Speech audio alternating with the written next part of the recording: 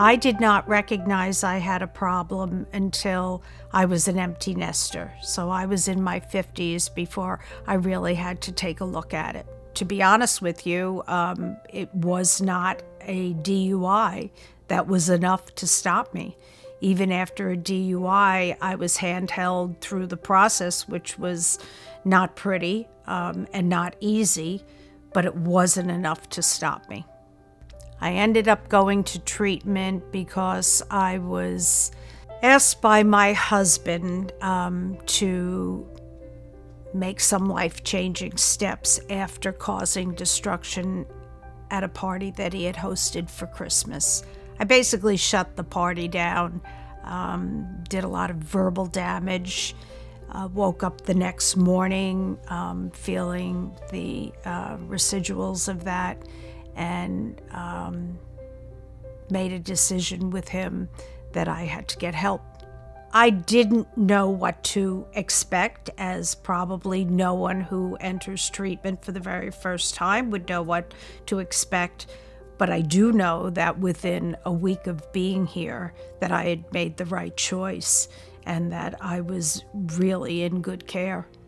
My best experience was making the friendships that I made with the women that I was living in the house with. We bonded shortly after arriving. We fortunately arrived almost at the same time, and to this day we have remained very close. They are three of my closest friends. We travel together every year. We're here together for the reunion, and I cherish those friendships because we all understand where each other is coming from.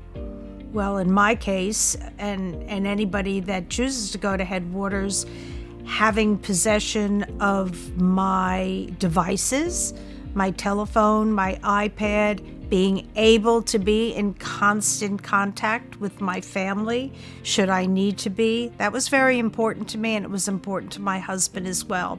That was one of the main reasons that I chose Headwaters.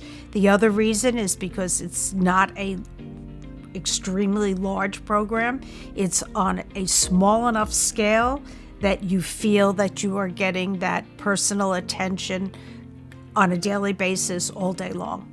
Has anything changed since I left Headwaters? Yeah, everything's changed. My relationship with my children and my hope for the future for me. I got to the point where I no longer thought it was possible to grow as a human being. It wasn't until I became sober that I recognized that you can start growing at any point in your life. It's your choice whether to let that process continue.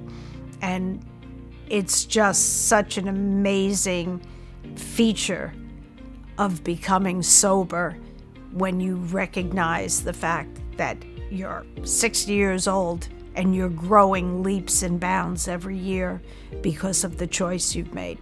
I'd say the number one thing Headwaters gave me back was my self-esteem.